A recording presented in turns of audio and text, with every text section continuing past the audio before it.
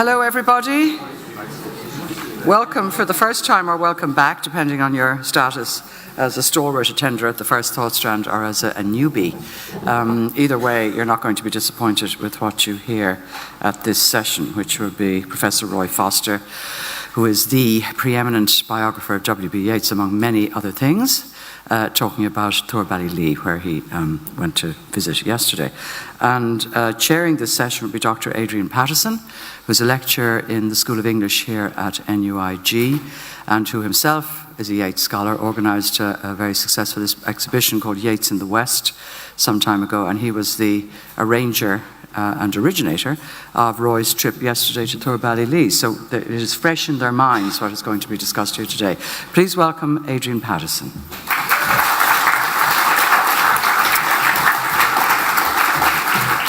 Thank you all very much. Welcome to the Galway International Arts Festival for this talk by Ireland's foremost historian, Roy Foster, on Yeats's Tower at Torballylee, entitled When All Is Ruin Once Again. Thank you very much to Katrina Crowe and many others for curating this varied and rich invited lineup of speakers, which, as you know, continues this afternoon and beyond. Thank you to all the helpers and people. Thank you all, most of all, for coming. As you've heard, my name is Adrian Patterson. I'm honoured to be a lecturer here in NUI Galway and also a member of the Yeats Torballylee Society, a voluntary group which did so much to reopen the tower after the accidents of flood and pestilence and I suppose drought now. I urge you all, if you are interested in what you hear today and maybe haven't been for a while, to visit the tower, to attend some of the cultural events that take place there and support it in any way you can. This 14th century Hiberno-Norman tower that Yeats called Torballylee seems to me presents a paradox in some ways. It's a monument to what Yeats called violent and bitter men, the product of an occupying force, a kind of fortress or stronghold, and the arrow slits among its windows will tell us that. But it was also a family home, a cottage with a peat fire, and certainly when Yeats and his wife George restored the tower, as we'll hear today, and Yeats' family moved in, it became a fertile place for creative work. Poems in the Tower and the Winding Stair actually consider this apparent contradiction, a place marked by violence and the accidents of history, which possesses an extraordinary cultural charge. The Tower is a vortex where history and culture intersect. And you might say the same, I think, of our speaker today, Professor Roy Foster, a scholar of history and of literature, who has done more than anyone, I think, to show us how and why history and culture intersect. Formerly Carroll Professor of Irish Literature at the University of Oxford, Fellow of Hertford College with professorships at Birkbeck College at the University of London and Princeton University. He's currently Professor of Irish History and Literature at Queen Mary University, London. That and literature is more than just an afterthought. As a historian, the impact of his book, Modern Ireland, 1600 to 1972, and its sort of grand chronological sweep and forensic analysis is still being felt. It's a visionary, rather, I think, than revisionist book that, with its companion volume and edited illustrated history of modern Ireland, changed the way we view Ireland's history, which is why it finds a place on so many shelves and syllabuses. Myself, I most prize those little prize vignettes, mini biographies of cultural figures that become almost kind of compressed character studies. As the biographer of both Charles Stewart Parnell and Lord Randolph Churchill, we might expect that kind of vivid colour and a vital sense of the intersection of history in these islands and across Britain and Ireland, I think is very important. And his book, Paddy and Mr. Punch, tells some of the stories, the misunderstandings and caricatures that those interconnections and differences between these two islands have told us throughout the centuries. The Irish story, telling tales and making it up in Ireland, and recently, Luck and the Irish, A Brief History of Change, bring an acute historian's perspective up to the contemporary world. Seems to me Professor Foster has not only brought the real story of Irish history home to Ireland with vital effect, but taken it abroad, now arguably more than ever where it's most needed, in Britain and Europe and America and beyond. This kind of internationalism, the range of chronology and extraordinary depth of reading is also apparent in a couple of other things he wrote. Words Alone, Yeats and His Inheritances, unpicks the 19th century influences and obscure poetry and novels that make up Yeats's reading, and Roy's work with the Hugh Lane Gallery in Dublin has borne fruit in a recently starring role in a movie, Citizen Lane, which is about Lane's collection of Irish and French Impressionists. That European emphasis, that kind of interest in wider artistic culture, is much in evidence in Vivid Faces, Roy's portrait of what he calls the revolutionary generation in Ireland, which looks beyond that year 1916 to the wider currents of European and American history and the political movements and the cultural forces that produce them. That term cultural history is really too small to talk about all the things that Roy in his varied career has managed to do. He tells us really how those two words, culture and history, inform each other. In this company, of course, he's best known, as we've heard, as the biographer of W.B. Yeats, a 2-volume, magnificent marathon 2 volumes, which a marathon must have been to produce, but certainly not to read.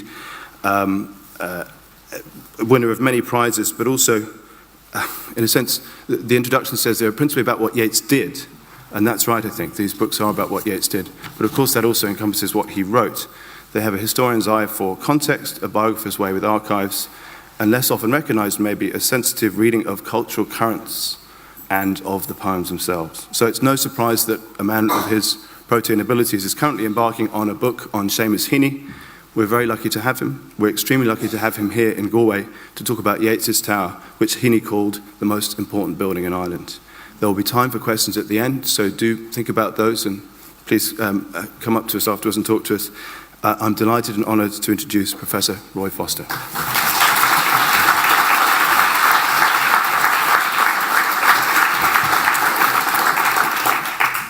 Thank you very much, Adrian, for that very generous introduction. You can now only be disappointed. And my thanks to this marvellous festival for inviting me. It's a great joy to be here.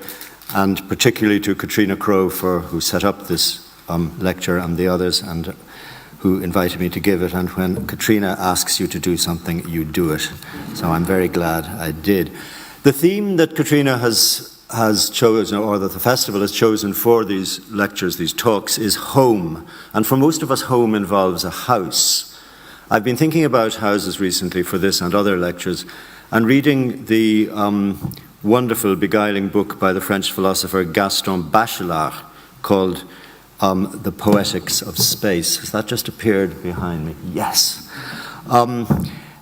Bachelard, writing about space and buildings, hits on this idea of what he calls felicitous space and what he calls topophilia, seeking the human value of the sorts of space that may be grasped, may be defended against adverse spaces, the spaces we love. He moves on to a concept of topo-analysis. And he thinks that houses are where our memories remain. And if it has a cellar, he writes, and a garret, nooks and corridors, our memories have refuges that are all the more clearly delineated. He then moves on to the territory of dreams, of space, and of psychoanalysis, and of ghosts, all of which I think are relevant to any topo-analysis of W.B. Yeats and the extraordinary house he constructed near Gort, not far from here. And houses meant a great deal to Yeats for very good and immediate reasons. When he heard that his closest friend, Augusta Gregory, was seriously ill in 1909, he wrote poignantly, "Friendship is all the house I have." It's a very significant reflection. He'd grown up in a peripatetic way. His impoverished father moved the family from one rented accommodation to another. And these were modest suburban houses, like indeed the house where Yeats himself was born, which is in Sandymount there, or the house on Blenheim Road, Bedford Park, where he grew up. The houses belonging to his mother's family in Sligo were really the only enduring spaces in his background. And perhaps because of this, I think he had a longing all his life, as his friend Oliver Gogarty said, for the house of continuance. And for much of his life, from the time he moved out from home in the early 1890s until his marriage at the age of 52 in 1917, his home was a rented apartment near Euston Station in Woburn Buildings, still there. Very convenient for the boat train, but not at all a smart place to live. But during the summers, of course, from the late 1890s, he had a kind of adopted home in the Irish countryside, not Sligo, but near Gort, County Galway. And this was, of course, Lady Gregory's house, Cool Park, here painted by Yeats himself. And this was, I think, what Yeats would have felt as a house of continuance, and he loved it with a passion, as he said himself, above all other houses. It was substantial rather than grand, classic Irish house of the middle size, lost in woods, and full of contents which expressed history and the family who had lived in it. As Yeats put it, Balzac would have given 20 pages to the stairs. But he was a guest there only. The house didn't actually belong to Lady Gregory. It belonged to her son, Robert, though she was chatelaine for her lifetime. And Robert and his wife couldn't stand Yeats and didn't like him being around in the summers and complained vociferously about this to each other. As with his friend Ottiline Murrell, with her house at Garsington near Oxford, which also inspired his poetry, or towards the end of his life, Dorothy Wellesley's beautiful house, Pens in the Rocks, on the Kent-Sussex border, Yeats was a bird of passage, staying in other people's houses. That was the form of his life. He loved houses, he cared deeply about art and architecture, he was preoccupied by the way a room looked and what went into it. He'd been an art student, after all. The style of his Woburn Buildings flat was remarked on by many: tall candles, massive candlesticks, William Blake engravings, busts of poets, piles of books everywhere. But throughout his life he lived in leasehold properties, including actually his Dublin residence in Merrion Square and Riversdale House in Rathfarnham. He only ever owned one house outright, and that is the subject of my talk today, the old Tower House at Ballylee near Gort, usually described as Norman, though Adrian accurately said 14th century. There's not much record of it before the 16th century, in fact, but 14th century seems right. Yeats had seen it on his visit to Galway in 1896, a very historic trip where his long association with Gregory and Cool began. The house, the tower, was built by the de Burgo clan, by the 19th century owned by the Colgans of Kilcolgan Castle, before becoming part of the Gregory estate, though by 1916, which is when Yeats begins negotiating for it, it had been transferred with other lands to the Congested Districts Board. And he got to know it on his first long Galway visit in 1896, accompanying Augusta Gregory on her folklore collecting missions. In an essay published in 1899, he wrote, "I've been lately to a little group of houses, not many enough to be called a village, in the barony of Kiltartan in County Galway, whose name Ballylee is known throughout all the west of Ireland." I think that's pushing it a bit. There is the old square castle, Ballylee, inhabited by a farmer and his wife. Actually, it was inhabited by the retired master of Loughrea workhouse, but that wouldn't have sounded as nice. And a cottage where their daughter and son-in-law live, and a little mill with an old miller, and old ash trees throwing green shadows upon a little river, and great stepping stones. I went there 2 or 3 times last year to talk to the miller about Biddy Early, a wise woman that lived in Clare some years ago, and her saying, "There is a cure for all evils between the 2 mill wheels of Ballylee," and to find out from him or another whether she meant the moss between the running waters or some other herb. I've been there again this summer, and I shall be there again before it is autumn, because Mary Hines, a beautiful woman whose name is still a wonder by the turf fires, again a bit of an exaggeration, died there 60 years ago. For our feet would linger where beauty has lived its life of sorrow, to make us understand that it is not of this world. It's quintessential 1890s Yeats. There's a picture of the tower as it would have been then, drawn by Robert Gregory, rather lovely drawing, sort of Japanese influence, drawn before Yeats would have taken it over. The 18th century poet Anton Raftery had celebrated Mary Hines' beauty in verses translated by Lady Gregory. So it's clear that long before Yeats actually acquired the tower, it had sacred associations with him, with poetry, with a legendary beauty who brought sorrow in her wake. He's always on the lookout for a Helen of Troy. And with the folklore and history of this beautiful part of Ireland. There's also the fact that it was a tower. Yeats's poetic education had featured Milton, Shelley, and Keats, and their poems are full of towers. Towers where beautiful princesses are immured, towers where lonely scholars or poets toil by candlelight. And there's other kinds of symbolism too, as Ezra Pound mischievously noticed when Yeats eventually bought the tower. Pound described it as a phallic symbol on the bogs, Ballyphallus or whatever he calls it, with the river on the first floor, which is a bit too close to truth for comfort. In fact, the psychoanalyst Jung also acquired a tower to live in Bullingen. And the American poet Robinson Jeffers built his own square tower on the Californian coast. He called it Hawk Tor, after a visit to Ballylee in 1929, inspired by Ballylee. It didn't quite do the trick for his poetry, unfortunately. Returning to Yeats's acquisition of the tower, we can see that it was long at the back of his mind. And indeed, he wrote that he had long coveted it. But he had very little, in fact, almost no money, at least until he started giving lecture tours in America and acquired a Royal Literary Fund pension for which he was not forgiven by some people in this country. In 1916, he felt able to begin negotiating to buy the tower, which now had no roof and had its floors fallen in, and 2 attached cottages, one of them in ruins. There was also a small piece of land, including the remains of a walled garden. He bought the freehold for £35, and in May 1917 he was sharing his ideas for it in excited letters to his father, to Olivia Shakespeare, and to others. To his father he stressed it would be made habitable at no great expense and would in fact be an economy. You can see that he's trying to tell the old man, or indicate to the old man, I've not come into funds, I can't be touched for any more money just at the moment. On the other hand, he told Olivia that the cottages would be rebuilt to give 3 bedrooms, sitting room, kitchen, bathroom, before he even started on the castle, and this alone would cost £200, which he would raise by lecturing.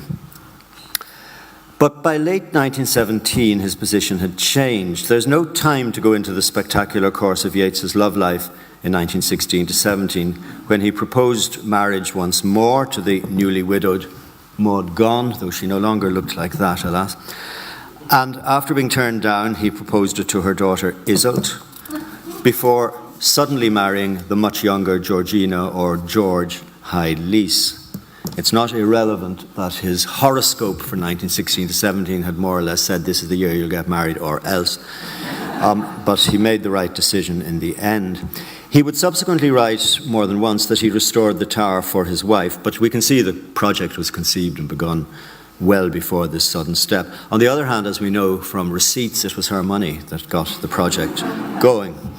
And it was quite an undertaking. There were 4 rooms, one on each floor of the tower house, connected by a spiral stone staircase embedded in the huge wall. Each had a window overlooking the river. There was a flat roof on the top. Advised by aesthetic friends, he retained the services of Professor William Scott of the National University School of Architecture. And Scott's a very interesting architect. Because he died young, he's been out of fashion for a long time because he never moved to a really great public building. But his work is very interesting, and there's a lot of it around here. St Enda's Church in Spiddal is a Scott building. Loughrea Cathedral has a lot of Scott in it, which Yeats certainly knew because his sister's arts and crafts enterprise did hangings and other items for that lovely building. Scott also designed Father O'Growny's monument in Maynooth, commissioned to do so by the Gaelic League, and as this might suggest to us, he's a pioneer of what would be called Hiberno-Romanesque architecture, an acquired taste, but I'm very keen on it. He also did Cavan Town Hall, which is more Norman with 2 towers, and so this suggests that he had an interest in historic architecture, which he certainly had. He worked, by the way, too, with Sarah Purser's stained glass people out on Thorglinnia. So you can see exactly why Yeats would have turned to him. Unfortunately, what he was well known for was being more or less permanently drunk. And this was something of an obstacle. But he designed fireplaces and furniture for the tower. Those are some of Scott's designs, few of which actually got made at the time, but were subsequently made for the restoration. He worked with local materials and craftspeople. Slates and stones were bought from an abandoned mill belonging to Lord Gough nearby. The envisaged roof of sea green Liscannor slates, which Yeats wanted, didn't materialise given the wild Atlantic storms. They settled on a flat cement roof instead. Yeats at one point wanted a waxed tarpaulin roof, saying very grandly that Wagner had put one on his theatre at Bayreuth. How he knew that, God only knows, as he had a very deaf ear and never went to Bayreuth. Maud Gonne may have told him. Anyway, they wisely chose cement instead. The builder was a local man called Michael Rafferty, whom Yeats frequently called Raftery, wanting the poetic connection. He doesn't always do that, but he does sometimes, and whom he described in a letter as a morbid man who weeps when things go wrong. I talked to Michael Rafferty's delightful granddaughter, Kate Slattery, now alas no longer with us, and she said this was absolutely untrue, that her grandfather was not a morbid man and did not weep, but Yeats clearly again wanted him to be. The furniture was made to Scott's designs by Patrick Connolly, a gifted craftsman in Gort. Scott wanted a medieval aesthetic. He wanted wicker hoods over the fires, but it was pointed out that these would be something of a risk. You can imagine what health and safety would say about them nowadays, and so they went for metal instead. Lady Gregory had to oversee much of the operations while Yeats was away, and she was relentlessly nagged by letters from the poet. She also provided a rented house at her gates for the Yeatses to live in while the restorations proceeded. And by July 1918, Yeats could write to his friend John Quinn that he had drafted a poem to be inscribed by the front door of the tower. I, the poet William Yeats, with common sedge and broken slates and smithy work from Gort Forge, restored this tower for my wife George. And on my heirs I lay a curse if they should alter for the worse from fashion or an empty mind what Rafferty built and Scott designed. He did write Rafferty, he got his name right, but this is for nerds in the audience, but when Alan Wade was transcribing the letter for Yeats' collected letters, he mistranscribed it as Raftery. So in the collected letters it's Raftery, but if you go to the original, it's Rafferty. The eventual inscription would have a more elegiac conclusion. I, the poet William Yeats, with old mill boards and sea green slates and smithy work from the Gort Forge, restored this tower for my wife George, and may these characters remain when all is ruin once again. Perhaps this scaling back of the House of Continuance to a less ambitious conclusion reflects the fact that the building project went on so long and raised so many difficulties. Yeats, George and their baby Anne were able to spend the summer of 1919 there, though they lived mainly in the cottages as the upper rooms of the tower were still unfinished. And in July, Yeats writes to his father, I'm sitting in the great ground floor of the castle, pleasantest room I've yet seen, a great wide window opening over the river and a round arched door leading to the thatched hall. There's a stone floor and a stone-roofed entrance hall with the door to a winding stair on the left, and then a larger thatched hall beyond which is a cottage and kitchen. On the thatched hall, imagine a great copper hanging lantern, which is, however, not there yet, but will, I hope, be next week. I'm writing at a great trestle table, which George keeps covered with flowers. The upper rooms were slowly conquered in the early 1920s, and our main impression, we have a very good impression of how the tower looked and its arts and crafts aesthetic, because there was a series of important photographs taken of the interior in 1926 by Thomas Hines. That's the outside of the tower. But this gives you some idea of what the rooms were like and what they are partially looking like again. You see the candlesticks by the fireplace there and the beautiful arched doors, trestle table.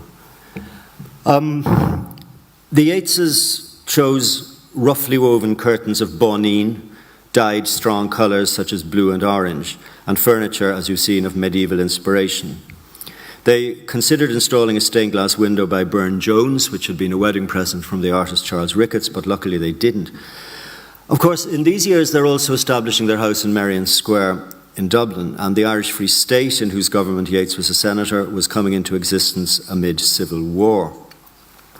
The tower was broken into on several occasions. Objects such as mirrors were stolen. One was left upright in a ditch and terrified a local drunk who was returning home from the pub, who thought his reflection was a ghost. The building work proceeded fitfully. The alcoholic Scott was difficult to deal with. There are hilarious letters from Yeats to his wife describing incomprehensible conversations with William Scott as they walk around the tower. And Scott then suddenly died in 1921 of pneumonia. Yeats's Nobel Prize in 1923 eased the financial situation, though it was fairly rapidly dissipated by the demands of his sister's Coola Press and by Lennox Robinson's advice to invest it in railway shares. Never take investment advice from someone in the acting trade. But the excitement he felt at creating his own house from historic materials pulses through his letters. Just to give one to George in 1924. I've seen Ballylee. You will have the whole castle ready to inhabit very soon. The new room Raftery has plastered is practically ready. The room above, the top room, is the great surprise. It is magnificent, which he spells with an S in the middle of it, by the way. Very high and even with one window. Very high and even with one window, Raftery has for the moment filled up the others, sufficiently light. It now has the 3 windows reopened, and it is a very beautiful room. It could be inhabited this year and quite comfortable if a door was made in one window. A quite ordinary window frame, but on the inner side of the window niche and leaving the stone mullions as they are would be all that is wanted. It will make a wonderful sitting room or study. £5 or £6 will make it habitable. Not true. So you will have a spare room for a friend. There has been no flood since the day we left, and the house looks perfectly dry and habitable. The little enclosed garden seems all right. It looked a pleasant, friendly house. Now, though Yeats calls it the castle, he was determined to avoid that term as formally applied to the house because he said it suggested associations with deer parks and modern Gothic. So he calls it Thur, which is an anglicisation of Tur, T-U, Father R, Thur Ballylee. There are other implications in that letter that I've read too. You can tell the house isn't yet finished. You can tell that money has to be found for it. And it's only 4 years before they'll give up going there, because they don't go there after 1928, and this is in 1924. There is a constant threat of floods, as you can see from the end of the letter, and they would in fact make the tower and cottages uninhabitable outside the summer.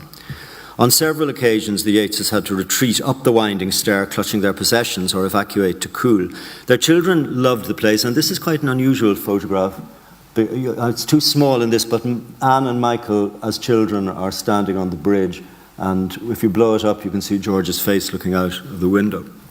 I have that by the legendary generosity of Joe Hassett, who I think bought it at the Great Yeats sale at Sotheby's recently. Anne and Michael loved the place, but they also remembered the sweeping out of accumulated mud and worms as one of the rituals of arrival. Sanitation was elementary, to say the least. There was one dry lavatory in one of the cottages, and you could only get to it through the children's bedroom. Supplies had to be ordered from Gort or, at a pinch, Peterswell.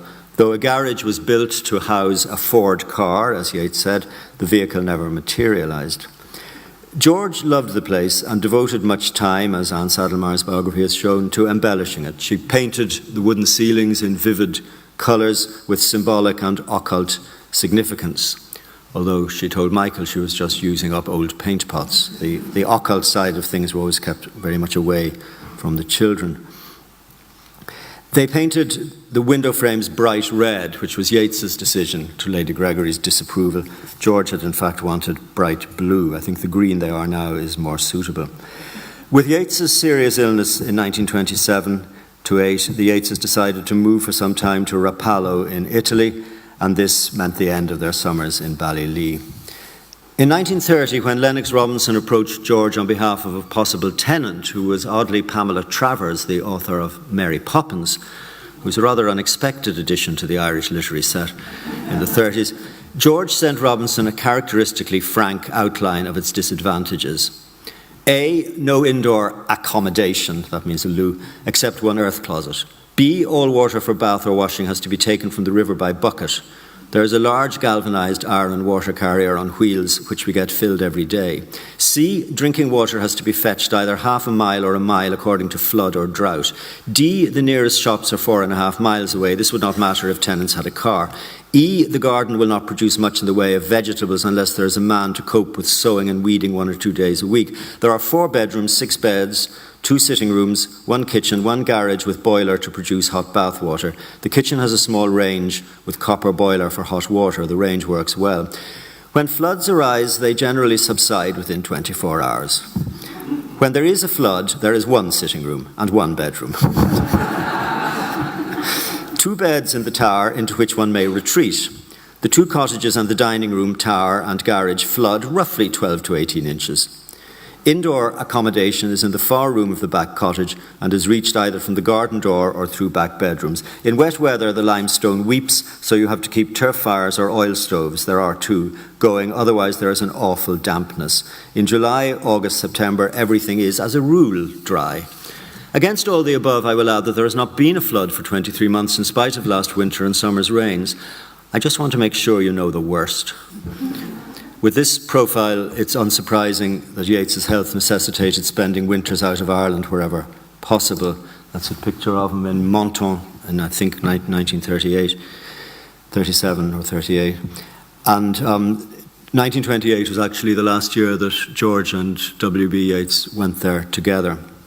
She and the children occasionally looked in on it in the very late 20s, early 30s, but it had served its purpose. And that purpose was artistic as well as domestic.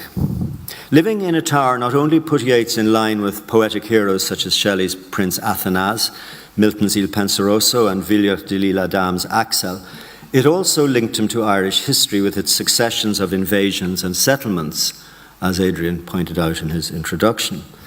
And Yeats's 1921 collection, Michael Robarts and the Dancer, ended with the poem To Be Carved on a Stone at Tourballylee, and several poems in that collection reflect the tower. In fact, I suspect, though I can't establish this, that the wonderful image in the middle of Easter 1916 of a horse splashing through a stream and moorhens calling to each other, I'm convinced that comes into his mind from observing the river from his window and his door.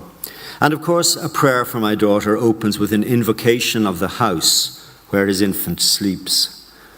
Once more the storm is howling, and half hid under this cradle hood and cover lid my child sleeps on.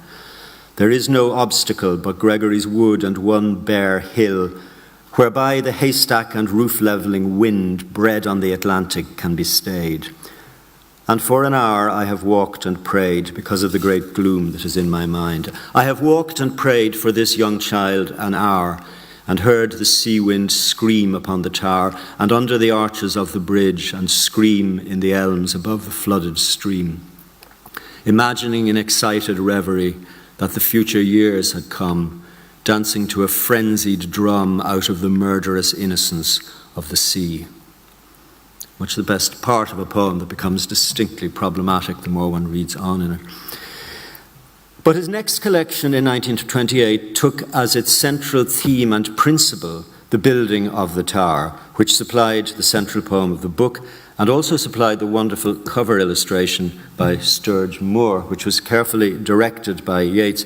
The title poem, The Tower, is an interrogation of old age and philosophy, and again the tower house is sharply evoked. The poet paces on his battlemented roof, as one still can, stares at the countryside around, remembers the associations, stories and traditions it evokes, including, of course, Mary Hines. The poem resurrects the tower's previous inhabitants, rough men-at-arms, cross-gartered to the knees, and interrogates Yeats's own memories of his life. And the final section, marvellously cast in the form of a testament, also reflects the surroundings where it's written. Jackdaws building nests in the loophole windows of the tower, and so forth. But it's the great sequence Meditations in Time of Civil War, started at Coole in early June 1922 and continued at Ballylee, that I think stands as the tower's greatest monument. It begins with the stanzas that are called Ancestral Houses, where he takes the theme of houses like Coole and Garsington to suggest, I think rather ominously, that violence and bitterness are an inescapable part of building a civilization, which will decline as these qualities mutate into gentleness. The poem ends, "What if the glory of escutcheoned doors and buildings that a haughtier age designed, the pacing to and fro on polished floors, amid great chambers and long galleries lined with famous portraits of our ancestors, what if those things, the greatest of mankind, consider most to magnify or to bless, but take our greatness with our bitterness?" And the next section of the sequence, and they're very carefully architected together, is called simply My House, and is an utterly concrete evocation of his own tower, but it subtly follows through that theme of bitterness and violence. An ancient bridge and a more ancient tower, a farmhouse that is sheltered by its wall, an acre of stony ground where the symbolic rose can break and flower. Old ragged elms, old thorns innumerable, the sound of rain or sound of every wind that blows, the stilted water hen crossing stream again, scared by the splashing of a dozen cows. A winding stair, a chamber arched with stone, a grey stone fireplace with an open hearth, a candle and written page. Il Penseroso's Platonist toiled on in some like chamber, shadowing forth how the demonic rage imagined everything. Benighted travellers from markets and from fairs have seen his midnight candle glimmering. 2 men have found it here.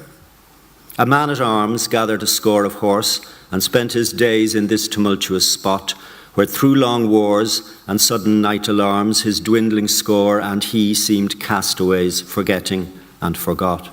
And I, that after me my bodily heirs may find, to exalt a lonely mind, befitting emblems of adversity. So the whole sequence goes on through themes of descent, inheritance, the bearing of children, and the possible futures of the tower with its stair, which he has chosen for an old neighbour's friendship and decked and altered for a girl's love. And know, whatever flourish and decline, these stones remain their monument and mine.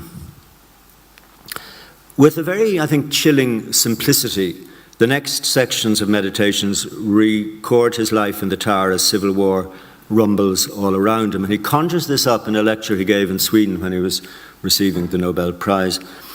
I was in my Galway house during the first months of the Civil War, the railway bridges blown up and the roads blocked with stones and trees. For the first week there were no newspapers, no reliable news. We did not know who had won or who had lost, and even after newspapers came, one never knew what was happening on the other side of the hill of the line of tree or of the line of trees. Ford cars passed the house from time to time, with coffins standing upon and between the seats, and sometimes at night we heard an explosion, and once by day saw the smoke made by the burning of a great neighbouring house. Men must have lived so through many tumultuous centuries. One felt an overmastering desire not to grow unhappy or embittered, not to lose all sense of the beauty of nature. A stair, our West of Ireland name for a starling, had built in a hole beside my window, and I made these verses out of the feeling of the moment.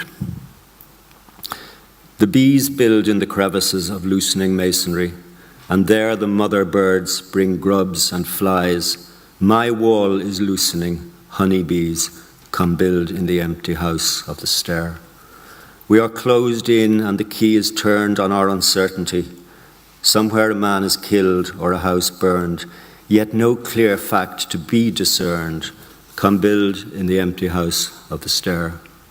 A barricade of stone or of wood, some 14 days of civil war. Last night they trundled down the road that dead young soldier in his blood. Come build in the empty house of the stair. We had fed the heart on fantasies, the heart's grown brutal from the fair, more substance in our enmities than in our love. O honeybees, come build in the empty house of the stair.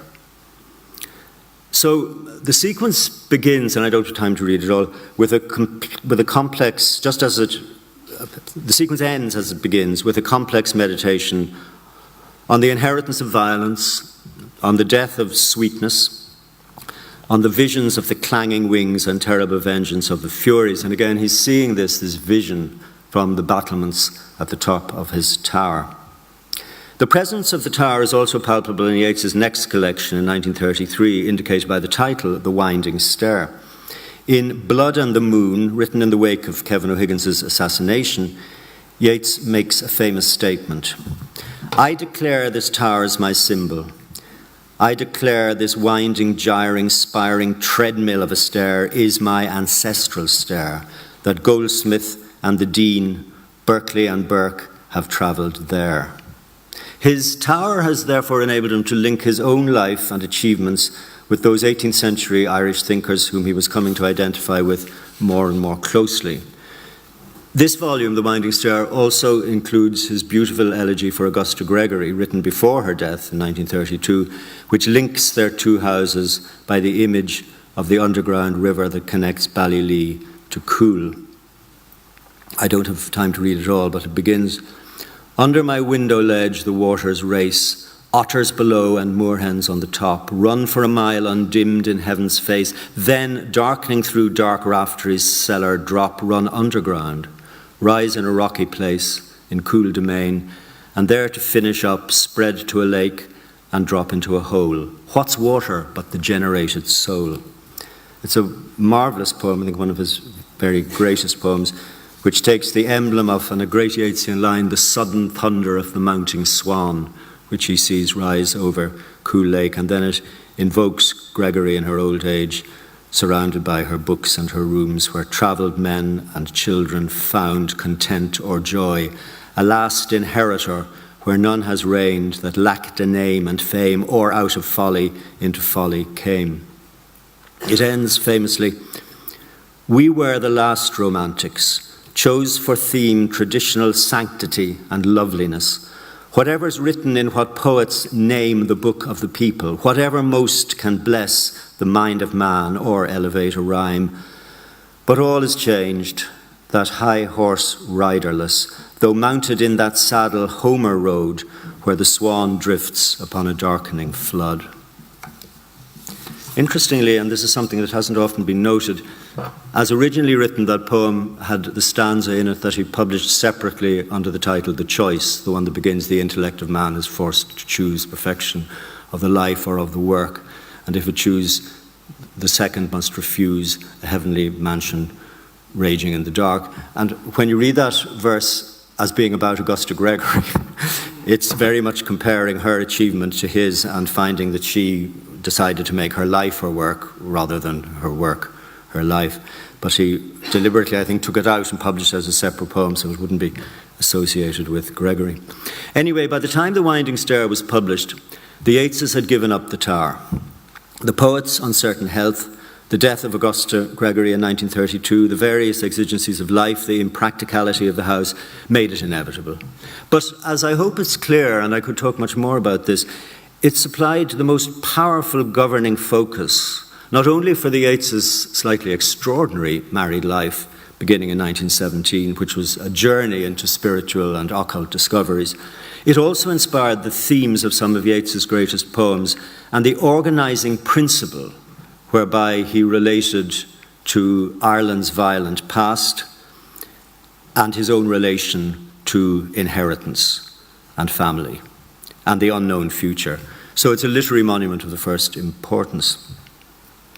I want to conclude a bit by thinking of the Tower's history and future after Yeats, because I think it's an appropriate place to do this. When that American poet, Robinson Jeffers, visited the shuttered-up tower in 1929, it was already effectively abandoned. Throughout the 30s, it gradually began to decay back towards its original state. The stone with his dedicatory poem was erected there by the board of the Abbey Theatre in his memory 9 years after his death in 1948. 4 years later, the Yeats scholar Virginia Moore visited it and found it inhabited by cattle and crows. Furniture, rose garden, bridge, all gone. When she reported this to George Yeats, she received the crisp reply, "That's the way we found it, it's come full cycle." 9 years later, in 1961, Mary Hanley founded the Kiltartan Society to develop interest in the extraordinary literary history of that area south of Galway, and to restore Ballylee, which was done with local enthusiasm, with the help of Bord Fáilte. The Yeats property made over the property to a trust to ensure its maintenance, and the building was declared a national monument. Oh, sorry, that was Lady Gregory, should have appeared before. Yes, there's the roof of the cottage being repaired at this time. The original furniture was hunted down or reproduced. The interiors were restored as closely as possible. George was still able to advise on this because she died in 1968, being, of course, much younger than Yeats. And the tower was opened in 1965. Visitors over the next 30 years could absorb its atmosphere, could climb the winding stair to that flat roof where Yeats stared from his battlements, and where on one occasion he sat reading a new copy of Ulysses until the horseflies drove him inside. Visitors in these years included other poets, not only Robinson Jeffers much earlier, but Sylvia Plath and Ted Hughes, who were brought there by Richard Murphy in 1962. From the 60s, or a little later, there was a first-rate series of slides and a commentary narrated by the mellifluous voice of the late Gus Martin, which I'm very glad to say is still being shown in the tower today. I remember in the mid-80s, I took a French hitchhiker there whom I'd given a lift to from Galway on my way south to Kerry, and he was absolutely entranced at the atmosphere.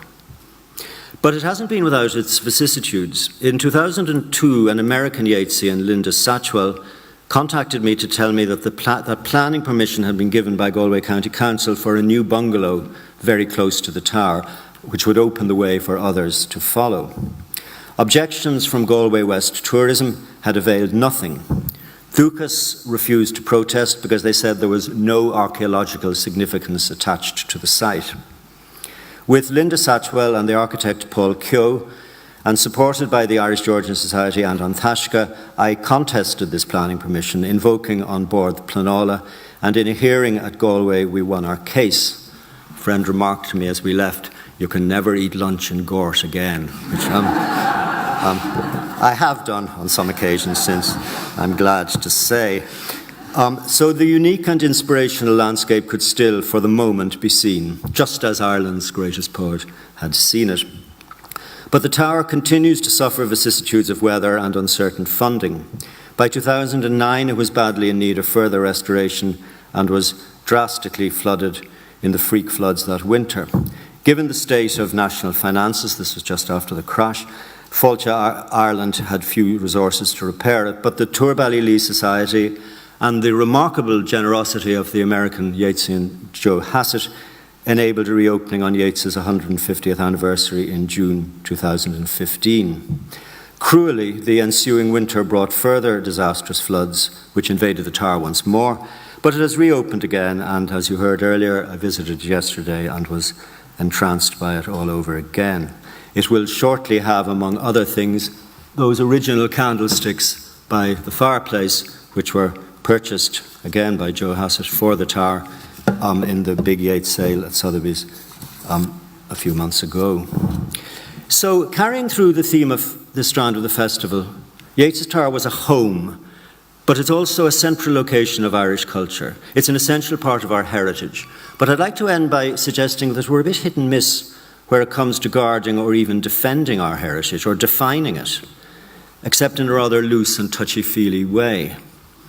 The Heritage Council, set up in the 1990s, took a bewilderingly wide remit. It said it was there for monuments, archaeological objects, heritage objects, documents, genealogical records, architectural heritage, flora, fauna, wildlife habitats, landscapes, seascapes, wrecks, geology, heritage gardens, parks, and inland waterways. Their initial brochure featured pictures of birds, mushrooms, and happy schoolchildren, rather than threatened architectural masterpieces. It did disperse a good deal of money when there was money, especially towards environmental projects, but its resources were necessarily spread thin. In 2006, at long last, a heritage trust emerged with a specific remit of protecting historic buildings, a non-state body reliant on government funding, but of course the boom collapsed at exactly this time. Antashka, or the now defunct Dhucas, has no power to protect buildings from the so-called one-stop development process, or the prioritising of road schemes often paid for by property companies and oriented towards opening up shopping centres. Corrupt zoning decisions, the destruction of historic landscapes, unplanned housing development, and whole-scale abuse of our beautiful but fragile environment remain constant dangers. The structures just aren't there to guard a building as important as Ballylee very effectively. Remember Dhucas refusing to stand in the way of planning permissions around it. Buildings carry a certain historical baggage in Ireland, and though I think we've finally accepted the great building heritage of the 18th and 19th centuries, and impressive work has been done on adapting architectural masterpieces of the past, military institutions designed as barracks or prisons, into museums. Sorry, that's a picture of a ruined house. As you can see from Collins Barracks, or indeed the Royal Hospital, Kilmainham. They're adapted for new purposes and made to live. And I think the Office of Public Works deserves a bow here in what they've taken on and what they have done. But Tua Ballylea was saved and is maintained by local zeal and voluntary help from passionate Yeatsians, as well as support from tourist authorities. It deserves to be celebrated and preserved and appreciated on a national scale. In cultural terms, I think, as Seamus Heaney said, it is the most important building in Ireland. I hope you agree, and I hope that those of you who haven't visited do it as soon as possible. Thank you.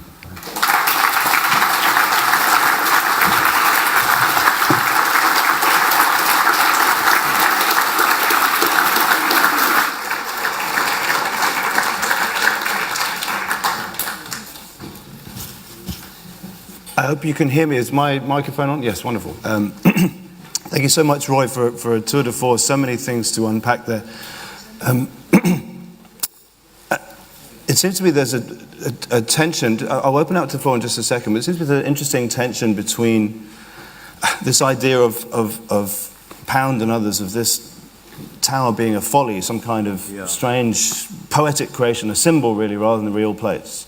And I think you did wonderfully to make us realize how much this is a real place that needs preservation and thought and time and care gone into it, and is embedded so much in Irish history. And I've always been interested by this connection that Yeats's poems have at the time, which themselves are embedded in Irish history. And I'm wondering, particularly as we go through this decade of centenaries and approach some of these interesting anniversaries, 1919 and those are the things, what you think that the tower now will say as a kind of memorial to those kind of histories, those kind of contested histories, as a larger thing. Well, I think one thing the decade of commemorations is showing is that we're getting grown up about our contested histories. And I think that's exactly what Yeats is doing in poems like The Tower, like Blood on the Moon, which I didn't have time to talk about, but is very much about violence, history, the inheritance of hatred. And he's writing these poems at a time when the inheritance of hatred is alive and well. But I think what's visionary about what he's doing is that he's attempting to cast forward to a time when we can be, I hate these words, but mature and reconciliatory and all those things about it. That's what Meditations in Time of Civil War is about, while accepting this very worrying thought that every turn of the wheel of civilizations brings violence amid which a new civilization is born. The interesting thing he's doing is applying that to Ireland as well as to Byzantium or ancient Greece or the Battle of Salamis and all those other classical references that come in. By the way, just while I mentioned Byzantium, William Scott also travelled to Eastern Europe to see Byzantine buildings. I was very interested in Byzantine architecture, and I often wonder if he and Yeats discussed this, because it's from exactly the period that Yeats is building the tower that she is working on a vision, and that she is imagining Byzantium as he will, first of all in A Vision and then in the great Byzantium poems of the late 1920s. Sorry, that's a side thing which I'd meant to say, so I'm going to get it in. I have more questions to ask, but has anyone got a comment or a question? Yes. Thank you for a really wonderful talk. I'm also, with Adrienne and Ronnie O'Gorman and others, one of the people who is trying to hold on to what there is.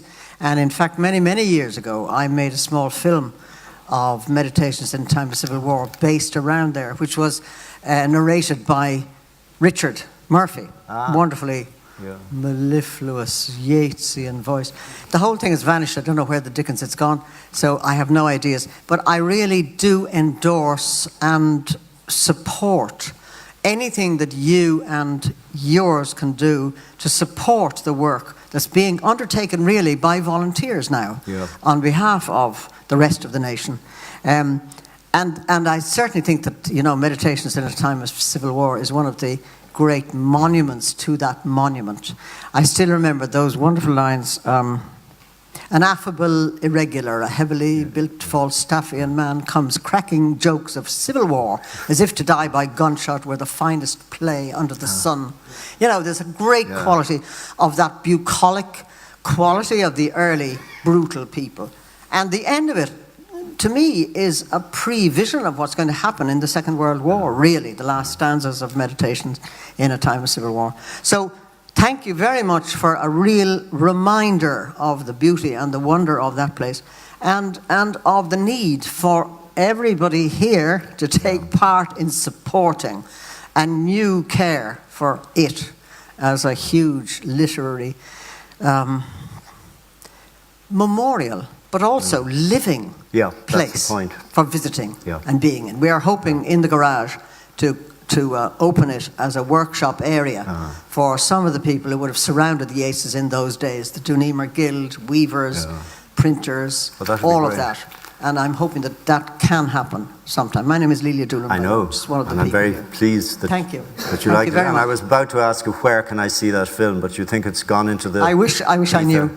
We made it for the Irish Times, and I think they lost it. Like everything.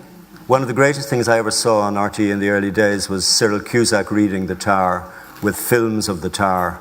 And he reads Yeats most beautifully. But of course, that film too is now gone with the wind.